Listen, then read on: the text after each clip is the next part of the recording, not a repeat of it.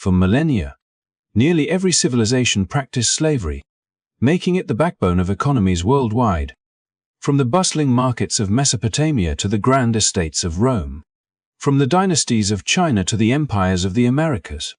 The story of humanity has been intertwined with forced labor. It is a reality that shaped kingdoms, fueled wars, and built monuments that still stand today. Yet for thousands of years, people accepted it as normal, even natural, a permanent part of society that seemed impossible to challenge. But history is rarely static. Change often begins quietly through questions, resistance, or simple human compassion. When we look back at the long journey toward ending slavery, it is not the story of a single moment or a single leader. It is the story of countless voices, ideas, and struggles that slowly chipped away at a system once thought unshakable. It is the story of how morality, religion, rebellion, economics, and politics collided to create a transformation that reshaped the modern world. In this journey, we will uncover the forces that made slavery both powerful and fragile. We will explore how enslaved people themselves resisted, how empires rose and fell on the backs of human labor, and how industrial progress shifted the balance. We will ask, what truly ended slavery? Was it a single proclamation, a bloody war, or the invisible hand of economic change? Or was it something much larger, a wave of human awakening that swept across continents? This is not just history, it is a story of resilience, courage, and the pursuit of freedom. Understanding it helps us see how far humanity has come, and why the fight for dignity and equality continues today. By revisiting these moments, we can better understand the forces that shape our societies and recognize that even the strongest institutions can be challenged when people dare to imagine something different. As we dive deeper into this incredible story, I invite you to join our community here. If you find value in these explorations of the past, please take a moment to like this video, share it with others who might be curious, and subscribe to the channel. Your support helps keep these stories alive and ensures that the lessons of history are not forgotten. So let us begin this journey together across centuries and continents, through triumph and tragedy, to uncover the real forces that ended slavery and changed the course of human history forever. From the 17th and 18th centuries, a remarkable shift began to unfold across Europe and the Americas, a shift that would alter the way people thought about human freedom and dignity. For centuries, slavery had been treated as an unquestioned institution, defended by kings, merchants, and scholars alike, woven so tightly into the fabric of economies that most believed society could not function without it. Yet as the Age of Enlightenment dawned, new currents of thought began to challenge not only old political structures, but also the moral foundation of slavery itself. Intellectuals who once pondered the mysteries of nature and the principles of government turned their attention to human rights, arguing that reason and justice demanded recognition of the inherent worth of every individual. Philosophers such as Montesquieu and Rousseau, though inconsistent in their views, laid seeds of doubt about the morality of bondage, suggesting that liberty was not simply a privilege of the powerful, but a natural right belonging to all. At the same time, religious movements began to echo this call for change, particularly among groups like the Quakers. Unlike the grand debates of philosophers, the Quakers approached the issue from a deeply spiritual and personal conviction that every person carried within them the light of God. They believed that to hold another in chains was not only a social wrong, but a spiritual crime. In their small gatherings, they spoke out against the cruelty of slaveholding, refusing to remain silent even when their words invited hostility from neighbors and authorities. By the early 1700s, Quakers in both England and Pennsylvania were drafting some of the first formal protests against slavery, challenging their own communities to live by the principles of justice and equality that they preached. Their voices may have seemed small at first, but they carried an integrity that began to stir the conscience of others. As the Enlightenment continued to spread across Europe, Ideas of liberty and equality began to fuel revolutions. Thinkers questioned the legitimacy of monarchies, challenged the divine right of kings, and argued that governments existed to serve the people rather than to exploit them. Against this backdrop, the practice of slavery began to look increasingly incompatible with the lofty ideals being proclaimed. How could societies that declared all men equal continue to profit from the suffering of enslaved laborers? How could nations that celebrated reason and progress cling to an institution rooted in violence and dehumanization? These contradictions grew sharper with each passing decade, forcing people to confront the uncomfortable truth that their economic prosperity was built upon injustice. The influence of Christian abolitionists expanded this challenge, pushing the debate beyond the realm of philosophy into the realm of faith and public action. Preachers drew from Scripture not to justify slavery, as had often been the case in earlier centuries, but to denounce it. They invoked the story of Exodus, where a people delivered from bondage found freedom with divine aid, as a powerful symbol that no nation had the right to oppress another. Sermons were delivered in town halls and open fields, spreading the message that slavery was a sin that corrupted both the enslaver and the enslaved, staining the moral fabric of entire societies. Men and women who once viewed slavery as distant or irrelevant began to feel a stirring in their conscience, realizing that the fight against oppression was not a matter of politics alone, but a test of spiritual integrity. What made this period particularly transformative was the way these forces converged. Enlightenment thinkers emphasized rational principles of human equality. Quakers bore witness to their faith by rejecting all forms of bondage, and Christian abolitionists turned religious conviction into a movement of moral urgency. These were not isolated streams but tributaries that joined into a river of resistance, gathering strength as it flowed. As pamphlets were printed, debates held, and speeches given, the once unassailable institution of slavery began to appear vulnerable. Its foundations eroded not by swords but by ideas.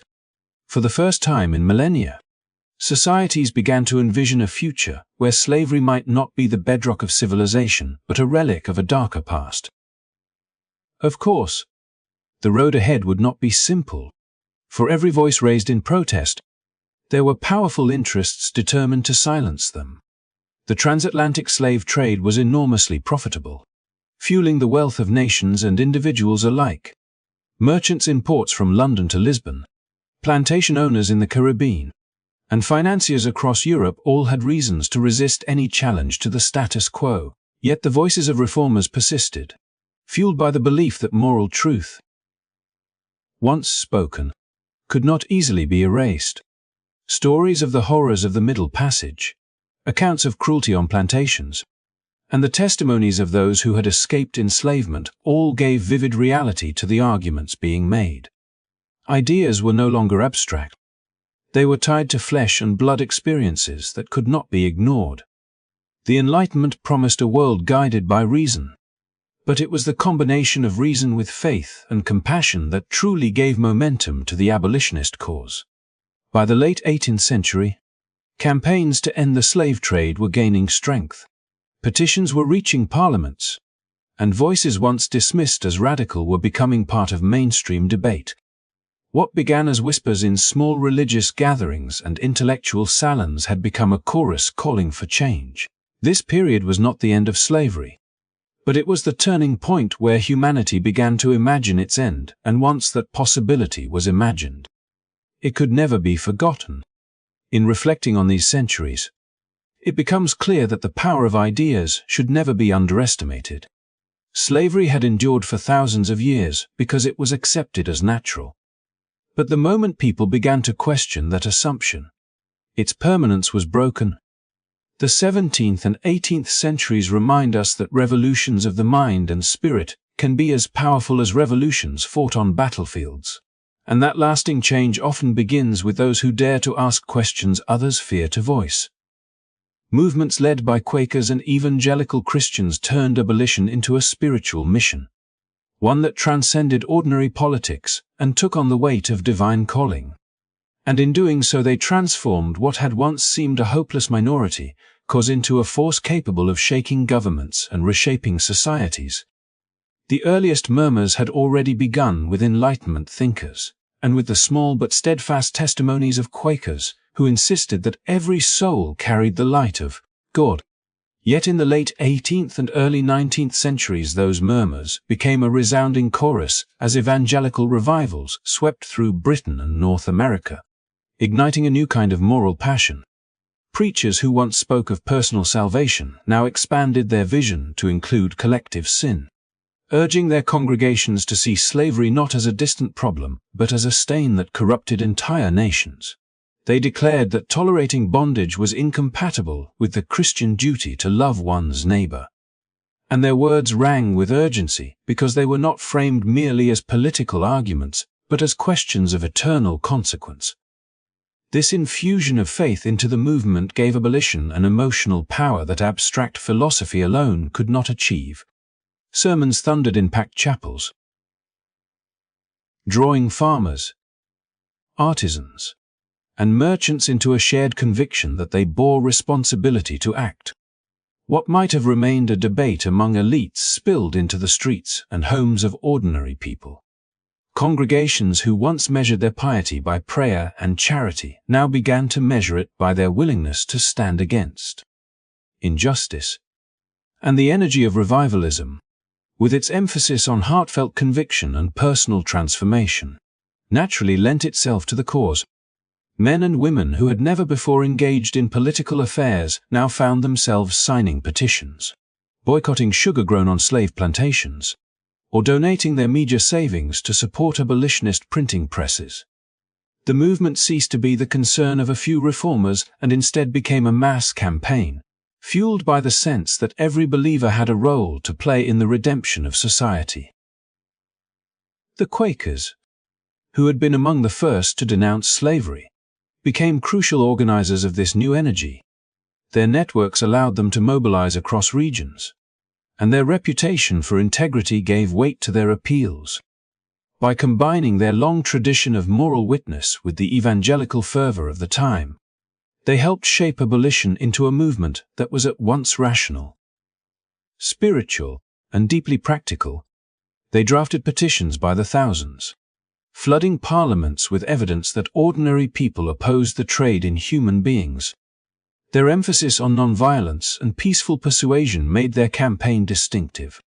But it was their persistence year after year, decade after decade, that wore down resistance and forced slavery into the center of public debate. Meanwhile, evangelical Christians carried the message far beyond Quaker circles, spreading it into towns, villages, and even across the seas. They harnessed the power of print culture, distributing pamphlets that told harrowing stories of the slave trade and illustrated the suffering of men and women held in chains. Images of slave ships packed with human cargo shocked readers, making distant suffering visible in ways that words alone could not. Campaigners urged consumers to boycott sugar, reminding them that every spoonful of sweetness carried with it the bitterness of bondage. For the first time, consumer choice was weaponized in the service of justice, transforming everyday habits into acts of protest. Mothers who refused to buy sugar for their tea and children who urged their families to avoid plantation goods became quiet revolutionaries, their private decisions adding up to a public statement of extraordinary power. What made these movements so compelling was the way they bridged the gap between the personal and the political. To participate in abolition was not only to support a cause, but to live one's faith, to bear witness to moral truth in daily life. Evangelical preachers spoke of slavery as a sin that demanded repentance not only from those who held slaves, but from anyone who benefited from the system. And this broadened the responsibility to society as a whole. People who had never owned a plantation or a ship were nevertheless told that they too were implicated, and that through their choices they could either perpetuate evil or help bring it to an end. This message resonated with revival audiences who were accustomed to hearing that every soul had eternal worth, and that every individual was accountable before God. As petitions mounted and boycotts spread, governments began to take notice. Legislators who once dismissed abolitionists as radicals now faced undeniable evidence that their constituents demanded change. It was not just the intellectual elite pressing the case, but thousands upon thousands of ordinary people whose voices could not be ignored. This mass mobilization was unprecedented in the modern world.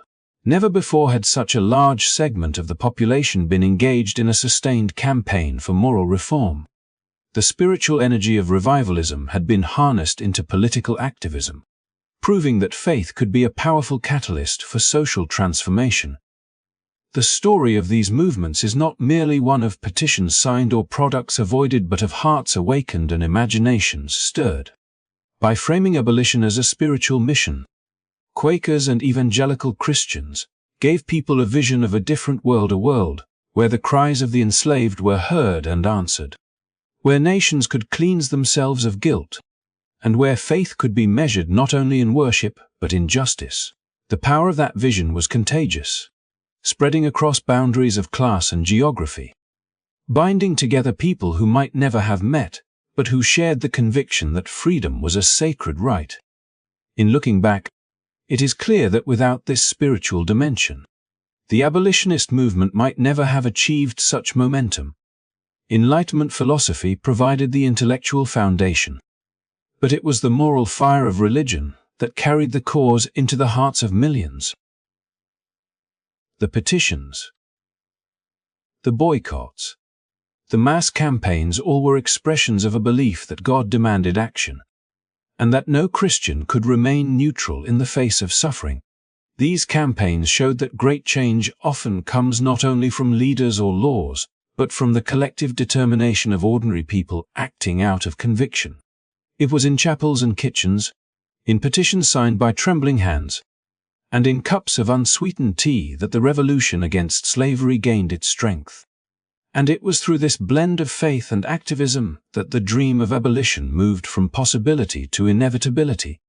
Enslaved people resisted daily through sabotage, escapes, and open revolts, proving slavery was unstable and unsustainable, and their struggle formed one of the most powerful and often overlooked forces that pushed the system toward its eventual collapse.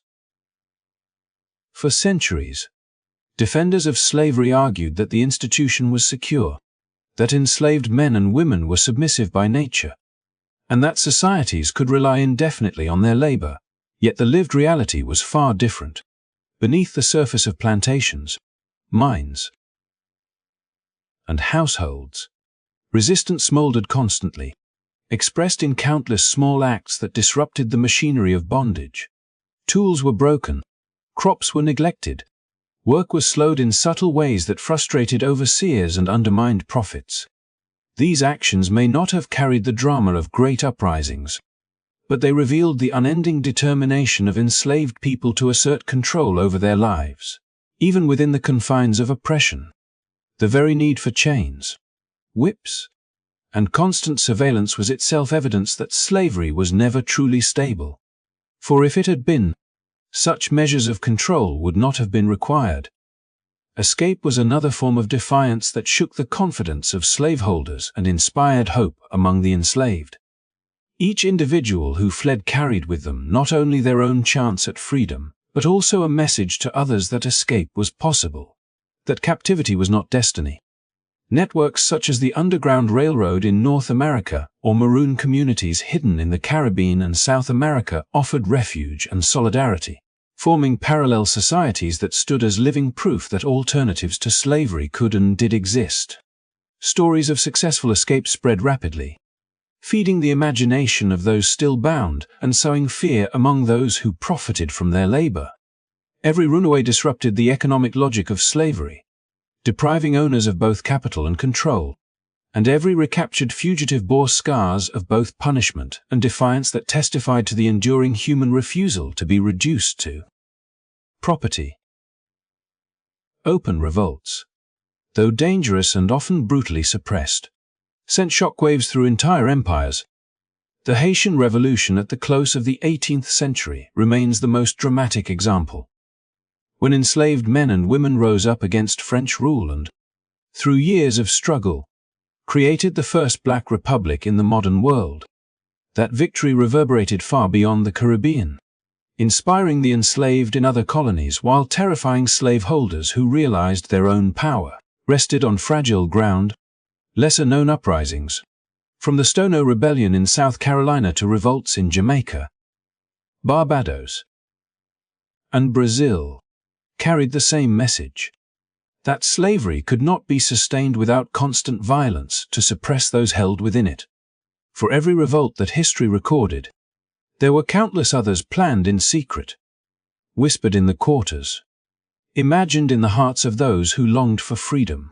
The persistence of these plots revealed that resistance was not an exception, but a constant presence, as inseparable from slavery as chains themselves. The role of resistance in destabilizing slavery cannot be overstated. Philosophers and reformers might argue about morality. Quakers and evangelical Christians might launch petitions and boycotts. But the enslaved themselves proved every day that bondage was incompatible with human nature.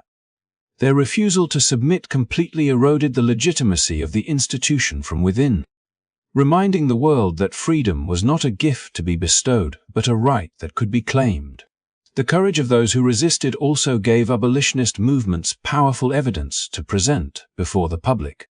Accounts of escapes, stories of rebellion, and the visible scars of punishment brought undeniable proof of the cruelty of slavery into the heart of debates in Europe and the Americas. They transformed abstract arguments about economics or philosophy into human stories that stirred empathy and outrage, making it impossible for wider society to pretend that slavery was benign or stable. The psychological effect of resistance was profound as well. Slaveholders lived in constant fear of uprising, a fear that shaped laws, economies, and daily life. Armies and militias were maintained, patrols organized, and brutal punishments enforced, not because enslaved people were docile, but because they were not. This fear betrayed the weakness of the institution. An economic system that required such constant vigilance was inherently precarious. The contradiction between the wealth slavery produced and the instability it generated was never resolved. And over time, the costs of maintaining such control grew too heavy to sustain. Resistance, therefore, was not only a struggle for freedom, but also a slow erosion of the practical foundations of slavery itself.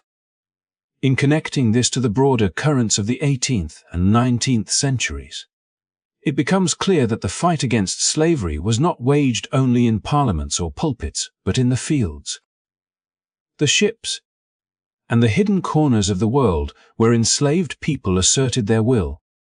While Enlightenment thinkers offered intellectual critiques and religious movements framed abolition as a moral mission, the enslaved demonstrated through action that the system could never achieve the stability its defenders claimed.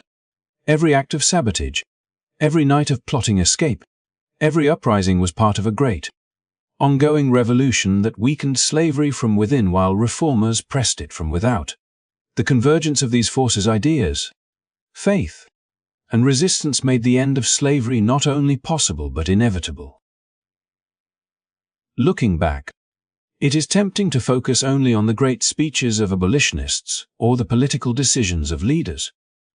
But the heart of the story lies in the countless acts of defiance carried out by those who refused to surrender their humanity.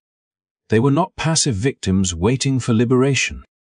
They were active agents in their own struggle, shaping history with courage that often went unrecognized.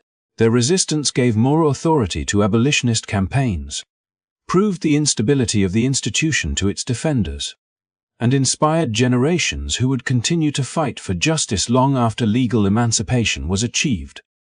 The story of resistance reminds us that no system built on oppression can endure forever. Slavery lasted millennia, entrenched in culture and law, yet it was always undermined by those it sought to silence. The tools they broke, the paths they carved through forests, the rebellions they ignited all became the cracks through which freedom eventually emerged. To understand the end of slavery, we must remember not only the petitions, the philosophies, and the sermons, but also the countless men and women who, through daily acts of courage, proved that no chain is strong enough to bind the human spirit indefinitely. A 13-year war of enslaved people in Haiti defeated European powers and created the first independent Black Republic in 1804. A moment that stands not only as a triumph of arms, but as one of the greatest testaments to the human will for freedom. For centuries, the Caribbean had been the beating heart of the transatlantic economy, its sugar plantations yielding vast fortunes for France and enriching merchants across Europe. But that prosperity was built on unimaginable suffering. On the island of Saint-Domingue, enslaved Africans outnumbered their French masters by overwhelming margins. Yet the brutality of the system was designed to prevent rebellion. Whips, chains, and fear were wielded as tools of control, and many in Europe believed the enslaved could never overcome the might of one of the world's most powerful empires. Yet beneath the surface, resentment burned, and the same spirit of resistance that had long been expressed through sabotage and escape began to gather into something far more formidable. When the French Revolution erupted in 1789, its ideals of liberty and equality echoed across the Atlantic, stirring hope among those who lived under bondage. At first, those ideals were not meant to apply to them, but enslaved men and women seized upon the language of rights, turning it against those who claimed them only for themselves. In 1791, the island exploded into revolt, a rebellion that began with fire and fury as plantations were torched and overseers driven out. What might have seemed at first a desperate uprising soon transformed into a war unlike anything the colonial world had ever seen.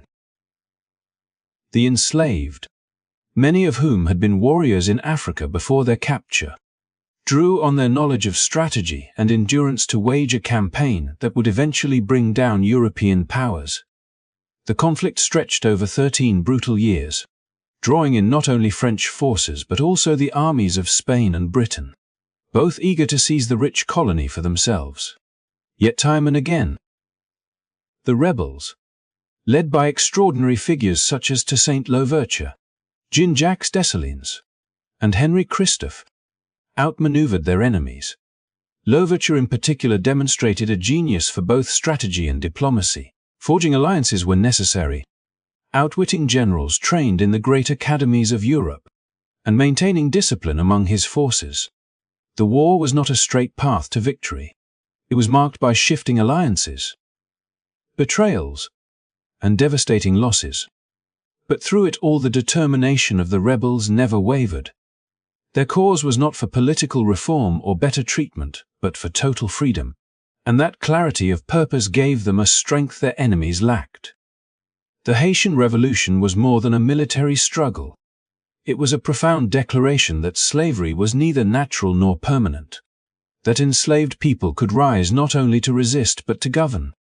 The very existence of the republic that emerged in 1804 shattered the myth that Africans and their descendants were incapable of self-rule, a myth long used to justify bondage. It terrified slaveholders across the Americas, who saw in Haiti a vision of what could happen if the millions they held in chains followed the same path.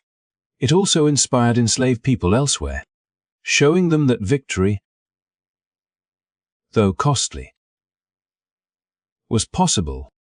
The revolution became a beacon, proof that the desire for liberty could burn brighter than the most entrenched systems of oppression. The cost of this struggle was staggering. Hundreds of thousands lost their lives, and the island was scarred by years of violence. Yet from the ashes emerged something the world had never seen before: an independent Black Republic, born from the determination of the enslaved themselves.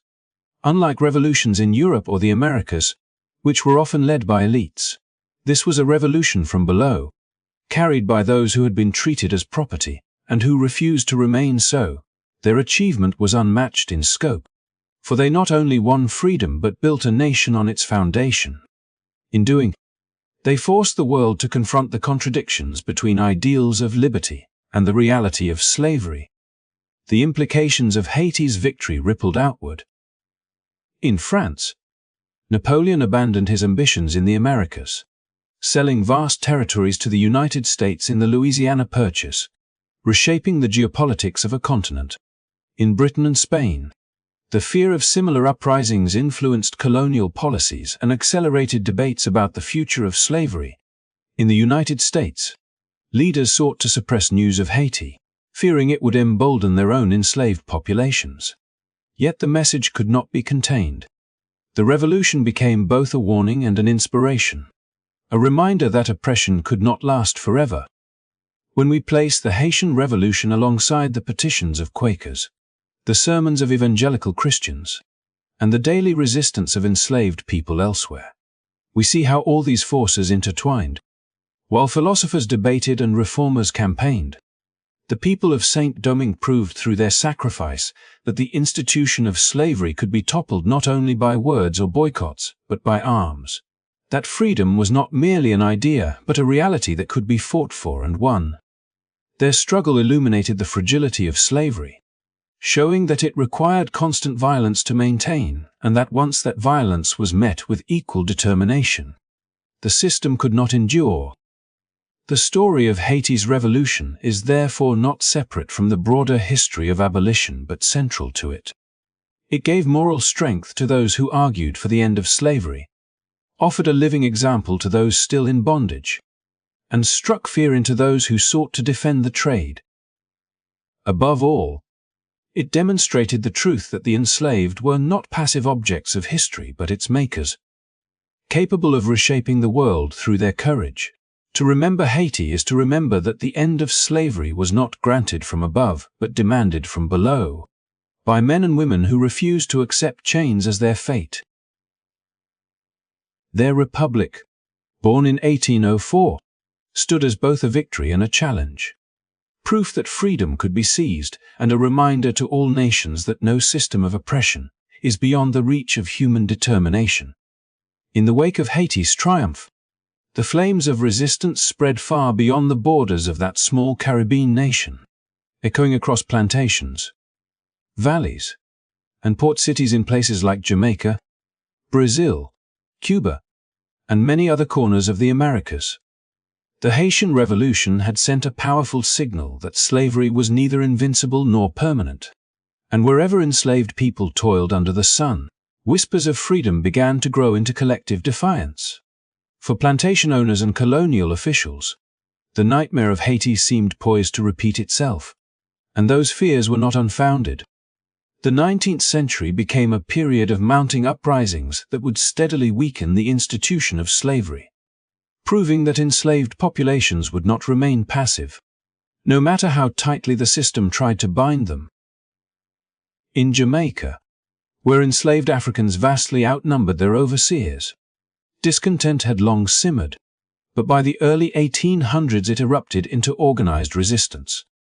The Baptist War of 1831–1832, also known as the Christmas Rebellion, was one of the largest uprisings in the British Caribbean, led by Samuel Sharp, a literate and deeply religious man who believed slavery was incompatible with Christian teachings.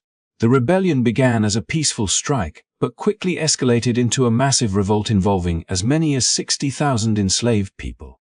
Plantations were set ablaze, and the colony was thrown into chaos.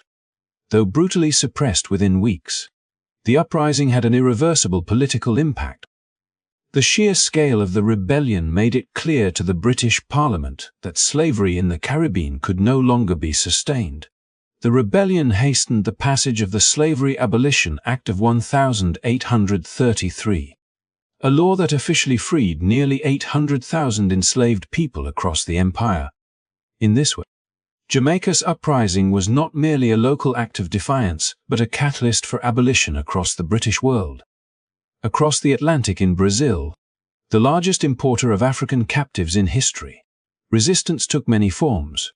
With millions enslaved on sugar and coffee plantations, Brazil was a land where rebellion was never far from the surface. Quilombos, or communities of runaway slaves, dotted the countryside, the most famous being Palmares, which had existed for nearly a century before being destroyed in the late 1600s. But resistance continued into the 19th century, with countless smaller revolts erupting in cities and plantations. The Maule Revolt of 1835 in Salvador da Bahia was particularly significant, led by African-born Muslims who organized with remarkable discipline and coordination. Though ultimately defeated, the uprising terrified authorities, as it demonstrated both the military potential and the ideological conviction of enslaved Africans. Over time, these repeated acts of defiance, combined with growing international pressure and the economic shifts that made slavery less sustainable, pushed Brazil to a gradual emancipation. It would not be until 1888 that Brazil finally abolished slavery, making it the last country in the Americas to do so. But that long-delayed victory was built on the unyielding resistance of the enslaved themselves. Meanwhile, in Cuba, where sugar plantations powered Spanish wealth, enslaved populations also made their defiance known. Revolts were frequent, often sparked by brutal working conditions and the relentless pace of production demanded by global markets. The most famous of these was the Aponte Rebellion of 1812.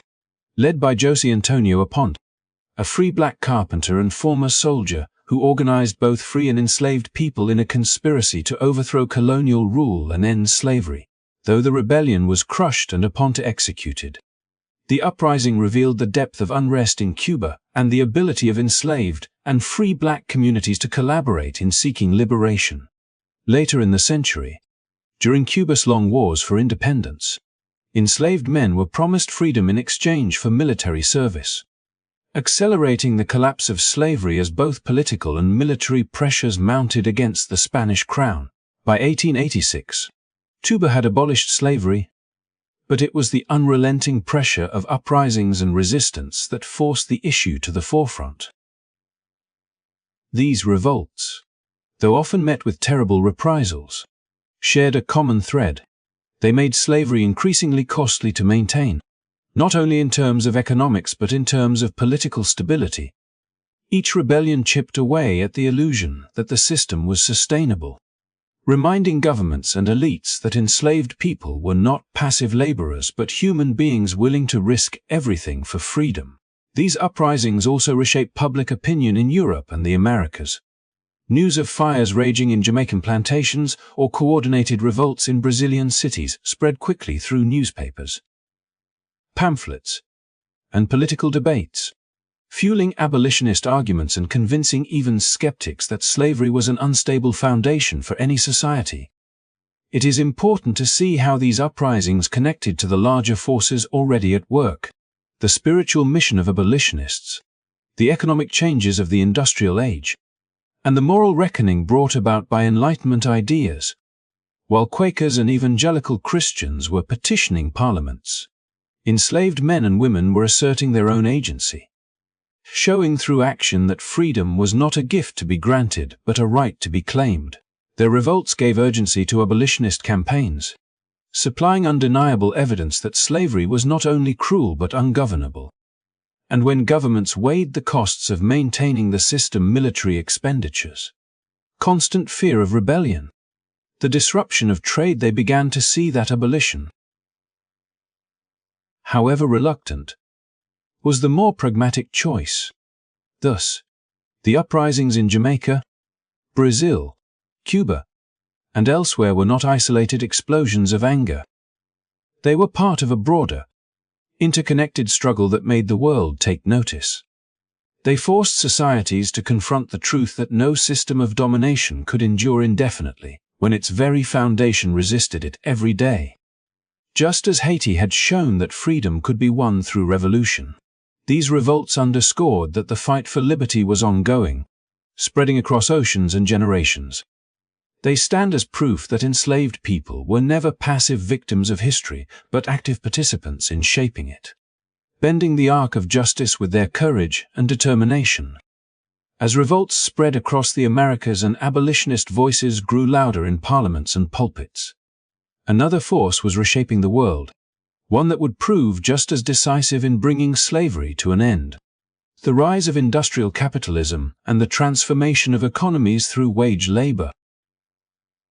For centuries, slavery had been defended as not only morally justified by its supporters but also as economically indispensable. the very engine behind sugar, cotton, tobacco, and coffee that flowed across oceans and fueled empires.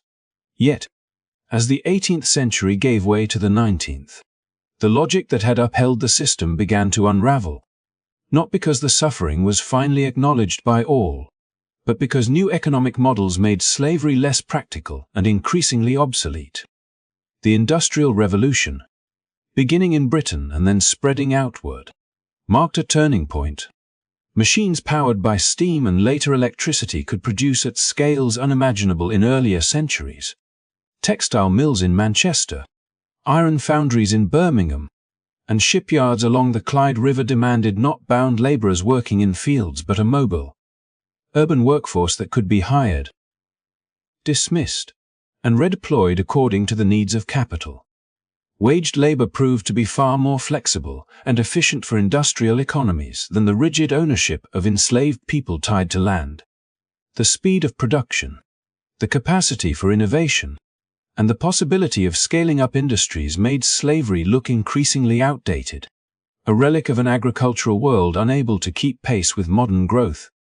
Capitalists recognized that while enslaved people could be forced to work, they could not easily be incentivized to innovate, nor could their labor be redirected quickly when markets shifted.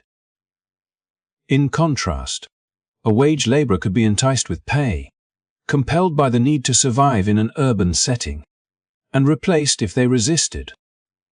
Moreover, wage workers themselves became consumers, purchasing the very goods they helped to produce, something enslaved populations could not do. This feedback loop of production and consumption became central to industrial capitalism, creating an economy that slavery simply could not replicate. The cotton industry illustrates this paradox clearly. On one hand, slavery in the American South fed raw cotton to British mills, tying the two economies together. On the other, the relentless demand of the mills underscored that greater efficiency was needed, not the limitations of a slave-based system. The Civil War in the United States, which disrupted cotton exports, forced Britain and other industrial powers to seek alternative sources, showing just how vulnerable slavery-dependent economies were. Meanwhile, industrialists saw that technological innovation, from mechanized looms to the telegraph, was advancing faster than plantation economies could adapt. The world was moving at a new pace. And slavery, rigid and resistant to change, could not keep up. This shift was not only about machinery but also about ideology. Industrial capitalism promoted a worldview in which productivity, competition, and self-interest were celebrated as engines of progress. Within this framework, the idea of bound labor began to seem not only inefficient but contrary to the very narrative of modernity that nations like Britain, France, and the United States sought to embody. The Enlightenment had already sown seeds of questioning, but it was the practical, everyday realities of industrial economies that made many elites reconsider their reliance on enslaved labor. For governments eager to expand trade and secure influence, maintaining slavery increasingly appeared as a liability, one that exposed them to revolts abroad, criticism at home, and economic stagnation in a rapidly industrializing world. The migration from rural plantations to industrial cities also revealed another dynamic: the political voice of wage laborers, workers who were paid, however poorly, began to organize, to demand rights, and to challenge employers. While their conditions were often harsh, their presence within industrial societies gave rise to movements for suffrage, unionization, and reform, slowly expanding the notion of rights to broader populations. These struggles underscored that economic systems could evolve, that labor could be recognized in ways slavery never allowed. The very idea that a worker might have agency, however limited, contrasted sharply with the complete denial of autonomy in slavery, making the latter seem more archaic and untenable with each passing decade. International trade further accelerated the shift. As industrial economies grew, they relied less on a narrow set of plantation crops and more on diversified global exchange. Banking, shipping, and manufacturing yielded higher returns than the increasingly unstable profits from slave plantations. Investors, always seeking growth, began pouring money into railroads, factories, and commercial ventures rather than risking fortunes in colonies where revolts could erupt overnight. This redirection of capital was as much a death sentence for slavery as any moral argument, because once slavery was no longer profitable to the most powerful economic players, its defenders lost much of their influence. In this light, the abolition of slavery becomes a story not only of moral awakening or heroic resistance, but also of economic evolution. The world was entering an age where steam engines replaced muscle, where commerce demanded speed and adaptability, and where labor needed to be mobile, educated, and capable of feeding the cycle of consumption. Slavery, bound to land and resistant to change, simply could not serve this new order. It lingered in places where entrenched elites clung to it. But the tide was against them. Each year that passed made the system look less like a necessity and more like a costly impediment to progress. Yet it is important to remember that this economic transformation did not lessen the courage of those who resisted or the voices of those who condemned slavery on moral grounds. Rather, it created conditions in which those voices and acts could no longer be ignored. The rebellions in Jamaica, Brazil, and Cuba, the abolitionist campaigns in Britain and America, and the economic revolutions of the industrial age converged to dismantle an institution once thought eternal. Industrial capitalism and wage labor did not abolish slavery on their own, but they stripped away its justifications, showing both rulers and investors that the future lay elsewhere. By the mid to late 19th century, as abolition spread across the Americas and Europe, the decline of slavery was not just a moral victory, but an economic inevitability. The system had been outpaced by machines, undercut by markets, and destabilized by the very people it sought to suppress. In the end, slavery collapsed under pressure from all sides. The cries of those who resisted, the arguments of those who fought for justice, and the unstoppable momentum of an industrial world that left no place for its survival. By the dawn of the 19th century, the British Empire stood at a crossroads. Its vast wealth built in no small part upon the forced labor of millions across the Atlantic world. Yet its political and intellectual currents increasingly pulled in the opposite direction. The pressure from abolitionists at home, the economic transformations of the Industrial Revolution, and the undeniable fact that enslaved people themselves were challenging the system through rebellion and resistance created a moment in which Britain could no longer ignore the contradictions between its professed ideals and its global practices.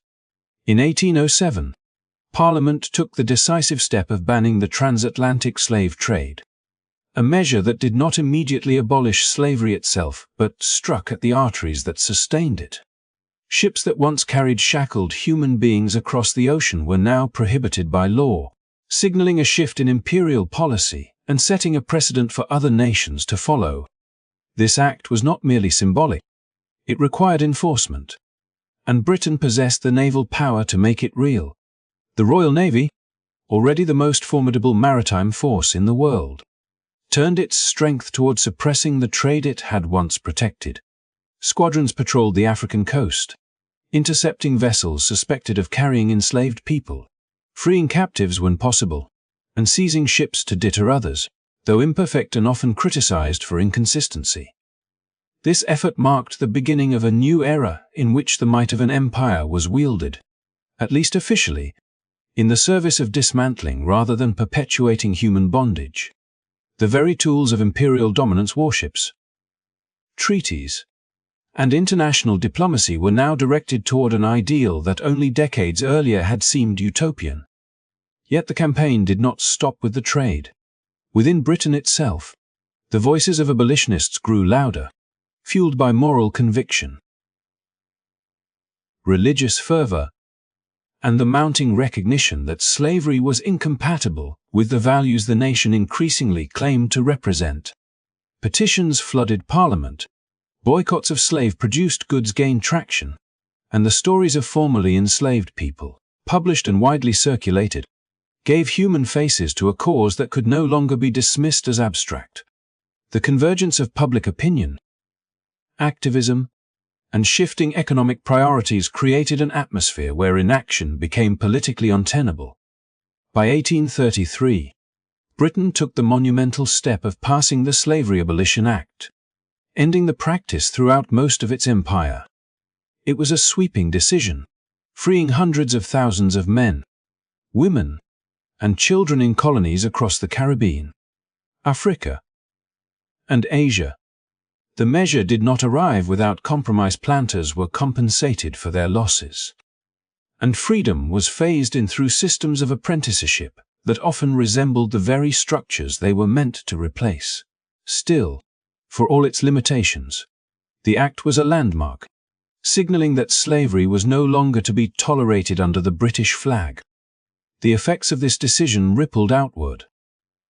Britain, leveraging its naval supremacy and diplomatic influence, became a self-declared global enforcer of anti-slavery policy. Treaties were signed with other nations, pressuring them to abandon the trade. Naval patrols continued, seizing ships not only of rival powers but also of allies when they violated agreements. In many, this enforcement was as much about maintaining Britain's dominance on the seas as it was about humanitarian concern. Yet the outcome was undeniable. The transatlantic slave trade, once the lifeblood of empires, was increasingly choked off. The contradictions of empire remained evident, for Britain continued to exploit colonized peoples in other forms, and the new systems of labor that replaced slavery often carried their own injustices. Nevertheless, in the context of global history, Britain's shift marked a pivotal turn. The empire that had profited enormously from slavery had now positioned itself as a leader in its suppression, reshaping both its moral identity and its geopolitical role. Abolition became a narrative Britain could wield as part of its self-image, presenting itself as a nation advancing civilization and progress, even as it continued to expand its imperial reach. For those living through these transformations, the meaning was profound.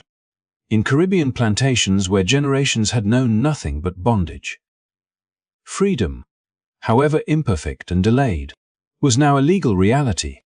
Families torn apart by the trade could no longer be legally separated across oceans.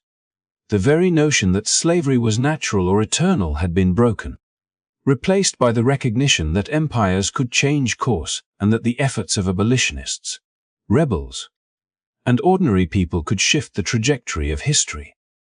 Seen in the wider arc of the struggle, Britain's abolition of the trade in 1807 and of slavery itself in 1833 did not occur in isolation.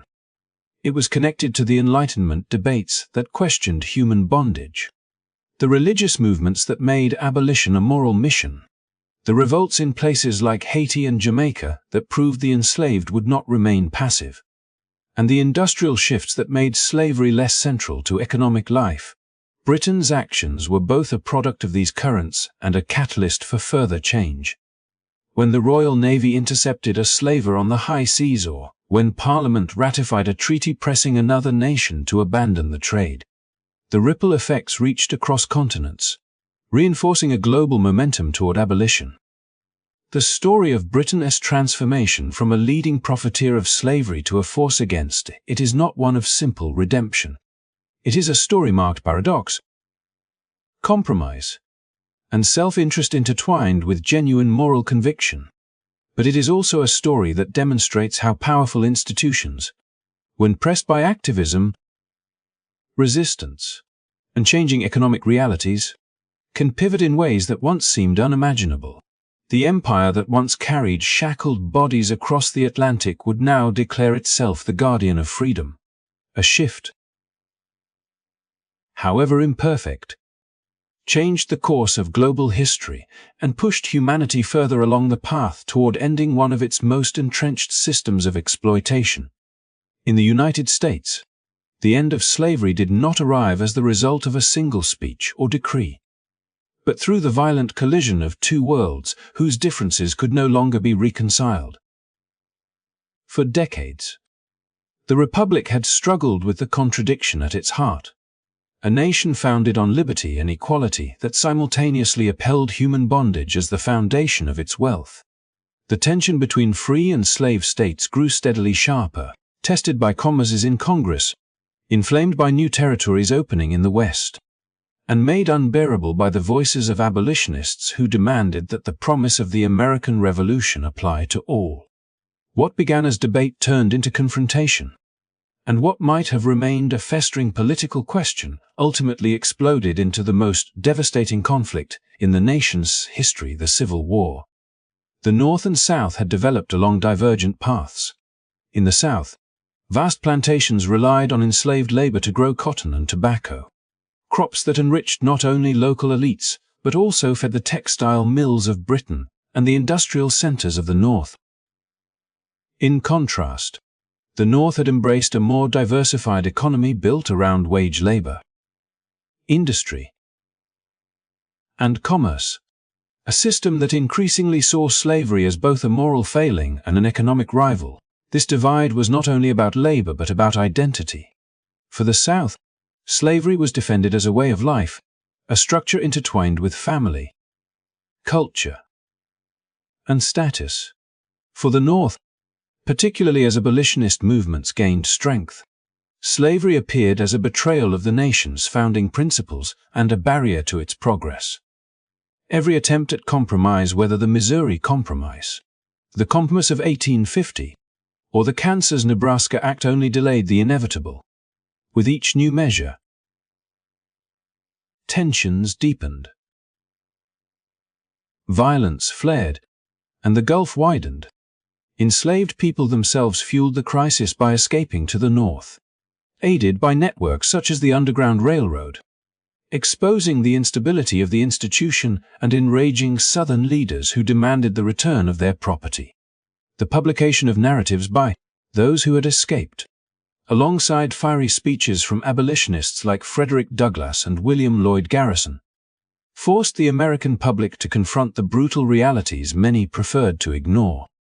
By the mid-19th century, the question was no longer whether slavery was right or wrong, but whether the Union could survive its contradictions. The election of Abraham Lincoln in 1860 crystallized the divide. Though Lincoln's personal views on slavery were cautious, his firm opposition to its expansion into new territories alarmed the South, which saw his presidency as a direct threat to its survival. Southern states seceded from the Union, declaring their independence in defense of a system they insisted was essential to their prosperity. In April 1861, when Confederate forces fired on Fort Sumter, the debate ended, and the Civil War became a struggle not only for national unity but for the very meaning of freedom. At first, Lincoln framed the conflict as a fight to preserve the Union. But as the war dragged on, it became impossible to separate that goal from the question of slavery. Enslaved people themselves hastened this shift by fleeing to Union lines in massive numbers, turning the conflict into a war of liberation from the ground up. Their actions forced Union generals and politicians to adapt, transforming the Union Army into a vehicle of emancipation even before official policy caught up. In 1863, the Emancipation Proclamation declared freedom for enslaved people in rebelling states, a bold step that redefined the war's purpose. Yet this decree was not the final blow to slavery. It could not be enforced everywhere, and it did not apply to border states that had remained in the Union. The true end would come only through military victory, as Union armies marched southward, dismantling the Confederate war machine and liberating enslaved populations as they advanced. Each battle, from Antietam to Gettysburg, from Vicksburg to Atlanta, carried not just military weight but symbolic force, signaling that the old order of bondage was crumbling. The cost was staggering. More than 600,000 soldiers perished, towns were razed, and fields lay barren. Families across both North and South were torn apart by loss. But out of this crucible of destruction came transformation. When Union forces triumphed in 1865 and Confederate armies surrendered, the 13th Amendment soon followed, abolishing slavery in every corner of the nation. The proclamation that had once seemed a distant ideal was now written into the Constitution, cementing freedom not as a wartime necessity but as a permanent principle. Yet the story did not end with victory. The aftermath of the Civil War revealed just how deeply slavery had shaped American life. The newly freed men and women faced daunting challenges. Economic deprivation, violent resistance from former slaveholders, and the rise of discriminatory systems that sought to replace bondage with other forms of control. The war had ended slavery, but the struggle for true equality had only begun, continuing through Reconstruction and beyond. Still, when viewed within the broader arc of history, the Civil War marked a decisive turning point. The United States, like Britain before it, had been forced to confront the incompatibility of slavery with its ideals, but unlike Britain, it required a devastating internal conflict to achieve what diplomacy and gradual reform had accomplished elsewhere. The end of slavery in America was not the result of a single leader's proclamation, though Lincoln's role remains pivotal. It was achieved through the convergence of countless factors: rebellion by the enslaved, agitation by abolitionists, economic changes wrought by industrialization, and, ultimately, the bloody test of civil war. In the end, America's path to abolition underscores a lesson woven throughout the global story. Slavery ended not through one cause alone, but through the clash of many forces, each pressing against the system until it broke. For the United States, that clash erupted in fire and blood, proving that a nation so deeply divided could only be remade through sacrifice. And though freedom came at an immense cost, it laid the foundation for a reimagining of the Republic, one that at last began to align its promises of liberty with the lives of all its people. Slavery did not collapse under the weight of a single proclamation, nor was it dismantled by the will of one remarkable figure alone. Instead, its end came through a long and often painful convergence of forces: moral conviction, human resistance, economic change, and political determination. Across centuries and continents, people questioned the system, fought against it, fled from it, and refused to allow it to be treated as natural or eternal. The Enlightenment thinkers who dared to argue that freedom was a universal right. The Quakers and Christian abolitionists who made liberation a spiritual calling. The enslaved men and women who resisted every day by slowing work, breaking tools, or rising in open revolt. The revolutionaries in Haiti who defeated European powers. The campaigners who flooded parliaments with petitions.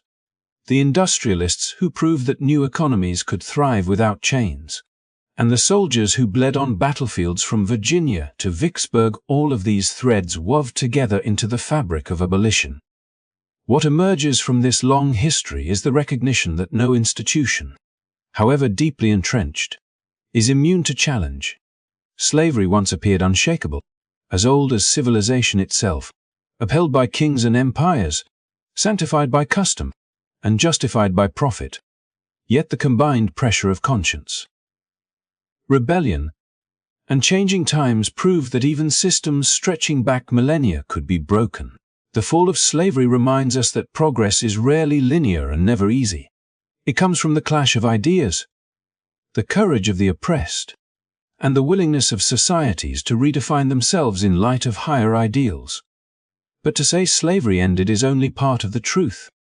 Though the transatlantic trade was suppressed and legal slavery abolished in one country after another, its echoes still reverberate today. Modern forms of bondage, whether through human trafficking, forced labor, or systems that trap people in cycles of exploitation, persist in every region of the world. The names may differ, the methods may evolve, but the underlying violation of human dignity remains. History's lesson is not only one of victory but also of vigilance. If past generations could dismantle the vast machinery of slavery, then our own has the responsibility to confront the injustices that persist in new guises. Reflecting on this journey allows us to see that the struggle for freedom is not confined to the past. It is an ongoing endeavor that demands awareness, compassion, and collective action. Each story we revisit, each life remembered, strengthens the call to ensure that liberty is not a privilege for the few but a reality for all. The abolitionists of the 18th and 19th centuries could not have imagined our world, just as we cannot fully imagine the future. But their fight proves that change is possible when people believe it is necessary. As we close this exploration, I want to thank you for taking this journey through history with me. By learning about these struggles, we keep alive the memory of those who endured, resisted, and ultimately reshaped the world. Their voices echo across time, reminding us that the pursuit of justice is never wasted, even when the odds seem impossible. If you found meaning in this story, I invite you to support this channel by liking the video, sharing it with others who value these lessons, and subscribing so you can join us for more journeys into the past. Your engagement helps keep history alive, not as a distant memory, but as a living guide to the challenges we face today. May the stories of courage and resilience continue to inspire you, and may the reminder that freedom is always worth fighting for bring you strength. Thank you once again for listening, for reflecting, and for carrying these lessons forward.